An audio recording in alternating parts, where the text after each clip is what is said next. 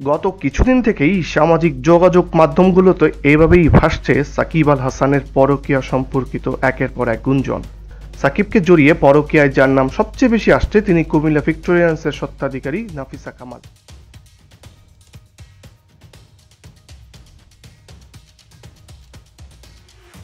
গুঞ্জন উঠেছিল এবার বুঝি ভাঙতে চলেছে সাকিব আর উম্মে আহমেদ শিশিরের এক যুগের সুখের সংসার। সাকিব এই বিষয়ে নীরব থাকলেও এবার কিন্তু মুখ খুলেছেন তার অর্ধাঙ্গিনী শিশির। বৃহস্পতিবার নিজের ভেরিফাইড ফেসবুক পেজে শিশির দিয়েছেন দীর্ঘ এক স্ট্যাটাস। বাংলাদেশ দলের সাবেক অধিনায়কের সঙ্গে সম্পর্কের ভাঙনের গুঞ্জনকে এক কথায় গুজব বলে উড়িয়ে দিয়েছেন শিশির। সাকিব পত্নী তার স্বামীকে দিয়েছেন 100-তে 100 নাম্বার।